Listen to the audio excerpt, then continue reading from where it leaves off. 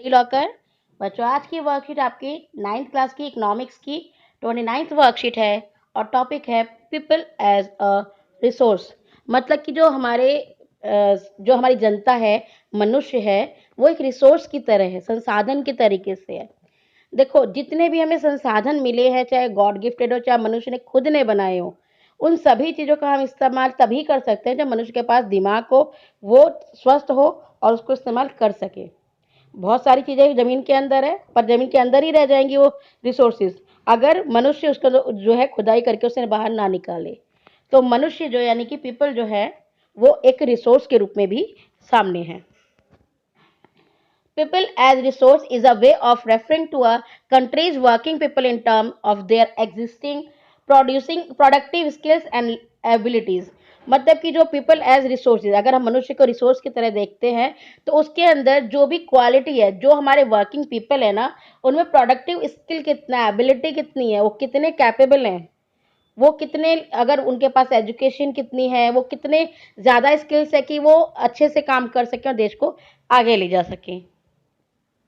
Looking at the population from this productive aspect emphasize its ability to contribute to the creation of the gross national product. Like other resources, population also is a resource, a human resource।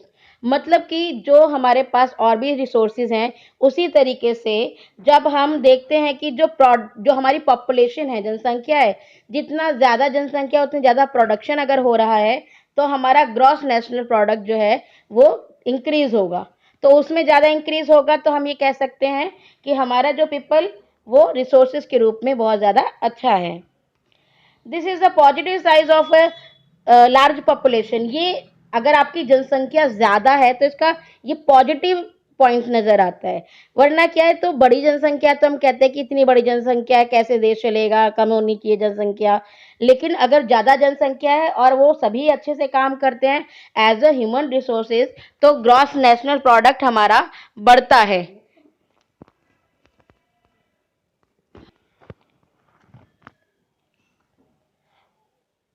अब हम देखते हैं, population became human capital when there is investment made in the form of education, training and medical care। जो population है ना, हम उसको human capital में उसको चेंज और अच्छे से कर देते हैं अगर हम पैसा इन्वेस्ट कर रहे हैं एजुकेशन पर, ट्रेनिंग पर, मेडिकल केयर पर। भाई, अगर आप अपनी जनसंख्या, जो भी आपकी जनता है, उसके एजुकेशन पे पैसा लगा रहे हो, उनको शिक्षण दे रहे हो, प्रशिक्षण दे रहे हो और उनके स्वास्थ्य का ख्याल रख रहे हो, तो आपका जो ह्यूमन रिसोर्स है ना, वो और ज़्यादा डेवलप करेगा और ज़्यादा आपके लिए प्रोडक्टिव हो जाएगा वो। जैसे कि आपके घर में आपके 2 भाई हैं, जिनमें से एक भाई जो है उसने कुछ नहीं, 12th तक पास करके उसने छोड़ दी। अब क्या है, आपने उसको कोई कंप्यूटर कोर्स करा दिया, उसके बाद उसकी जॉब लग गई। तो आपने उसको प्रशिक्षण किया, मतलब आपने उसकी ट्रेनिंग करवाई, उस पे आपने पैसा लगाया, इन्वेस्टमेंट की। तो क्या हुआ, जो आपका जो भाई है अब वो जॉब करेगा, पैसा लाएगा और आपके घर में और ज़्यादा खुशहाली आएगी, तो प्रोडक्शन बढ़ेगा। ठीक है ना। In fact, human capital is the stock of skill and productive knowledge embodied in them. In fact, human capital is in one way superior to other resources like land and physical capital. Human resources can make use of land and capital. Land and capital cannot become used on its own. मतलब कि जो human Capitals है ना, मतलब human capital जो हमारा मानव संसाधन है, वो थोड़ा सा और सुपीरियर है रिसोर्सेज से। क्योंकि रिसोर्सेज जो है ना, वो पड़े के पड़े रह जाएंगे। भाई, आपकी भूमि और पूंजी सब पड़ी रह जाएगी, अगर आप नहीं होंगे तो क्या फायदा। इसीलिए तो कहते हैं कि क्या लाए और क्या लेकर जाओगे। तो मनुष्य अगर नहीं होगा तो ये कैपिटल्स का कौन यूज करेगा। अगर ये कैपिटल्स नहीं है, मनुष्य कोई ना कोई जुगाड़ कर लेगा। लेकिन अगर ये लैंड और कैपिटल रखा हुआ है, मनुष्य ही नहीं है, तो प्रोडक्शन कैसे होगा। भाई, फैक्ट्री है, बहुत बड़ी फैक्ट्री है, उसमें आपके पास लेबर ही नहीं है, कर लो काम। तो मनुष्य संसाधन यानी पीपल बहुत ज़्यादा ज़रूरी है। आपको इसमें यही चीज़ दिखाई गई है कि किस तरीके से मनुष्य के रूप में ये रिसोर्सेज के तरीके से काम आ रहे हैं। चाहे वो डॉक्टर हो, चाहे वो वर्कर के रूप में, टेलर के रूप में, टीचर के रूप में, इस तरीके से। और यहाँ पे आपसे यही चीज पूछी गई है इस कार्टून के माध्यम से कि जो ह्यूमन रिसोर्सेज है इट इज लाइक लैंड और लेबर। क्या ये लैंड और लेबर की तरह है? जैसे हमारे पास भूमि है, क्या मनुष्य भी वैसा ही है? नहीं, ये उससे भी ज्यादा है। What is human capital? Is it like rupee, पैसे और डॉलर? क्या वो पैसे के बराबर है उसकी तरीके से? कहते नहीं है, उससे भी ज्यादा है। मतलब आपके पास अगर जमीन नहीं है, ठीक है ना, जमीन नहीं है, आपने कहीं जॉब कर लोगे, आप किसी और चीज में लग जाओगे, लेकिन अगर आप मनुष्य ही नहीं है तो जमीन रह करके भी कुछ नहीं कर पाएगी। When human resource is further developed by becoming more educated and healthy, we call it human capital formation। मतलब कि अगर हम ह्यूमन रिसोर्सेज पर पैसा लगा रहे हैं, उनको एजुकेशन दे रहे हैं, उनकी हेल्थ का ख्याल रख रहे हैं, तो ह्यूमन कैपिटल फॉर्मेशन हो रहा है हमारा यहाँ पे। That add to the productive power of the country just like physical capital formation. फिर ये जैसे हमारा भौतिक संपदा है, उसी की तरीके से हम और ज्यादा इसको प्रोडक्टिव बना रहे हैं। A large population can be turned into a productive asset by investment in human capital। जो हमारी लार्ज पॉपुलेशन है, बहुत बड़ी जनसंख्या है, अगर हम उस पर इन्वेस्ट करते हैं तो वो प्रोडक्टिव एसेट के रूप में काम आती है हमारी। मतलब कि हम जितना पैसा लगाएंगे अपनी जनता पर, उतना ज़्यादा उसको फ़ायदा होगा जनता को, उतना ज़्यादा उनमें स्किल्स आएंगे, एजुकेशन आएगा। उसमें पैसा लगाओ, उसकी उनकी चिकित्सा का ख्याल रखा जाए।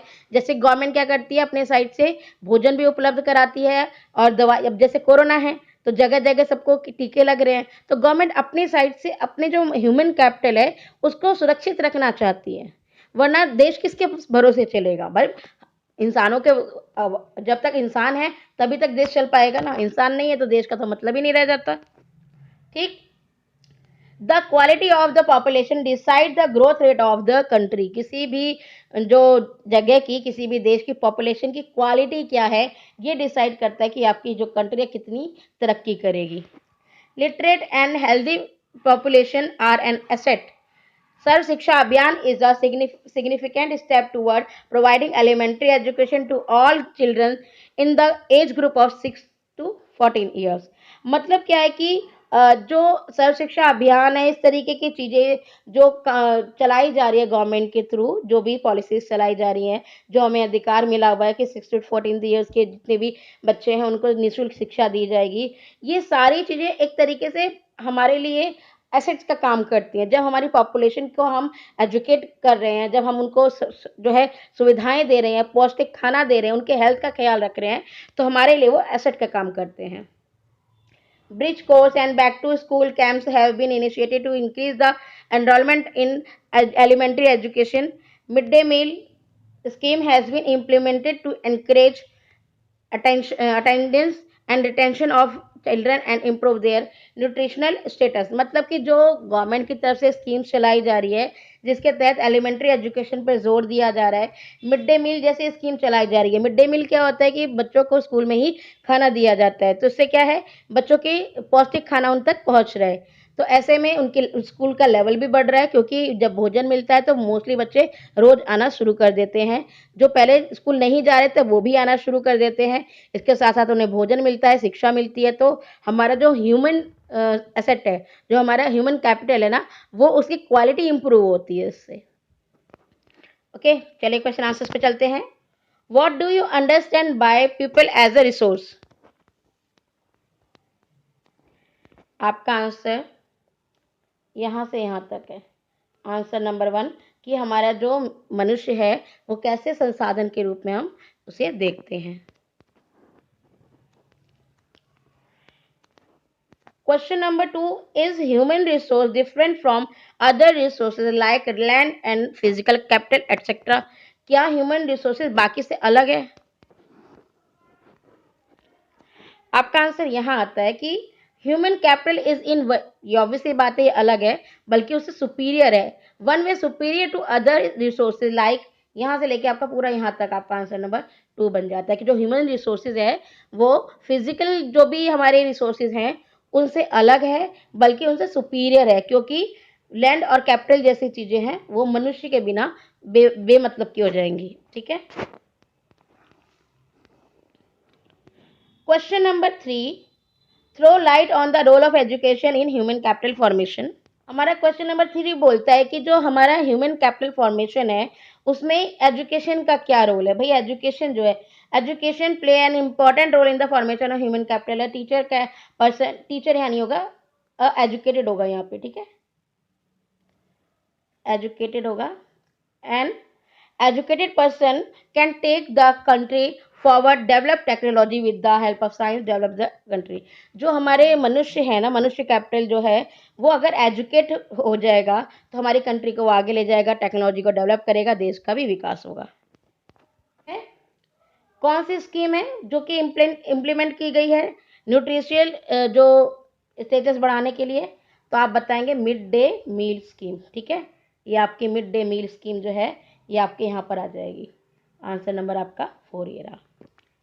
फिर human resource is a dash aspect of large population. तो आप यहाँ पे लिख देंगे पॉजिटिव।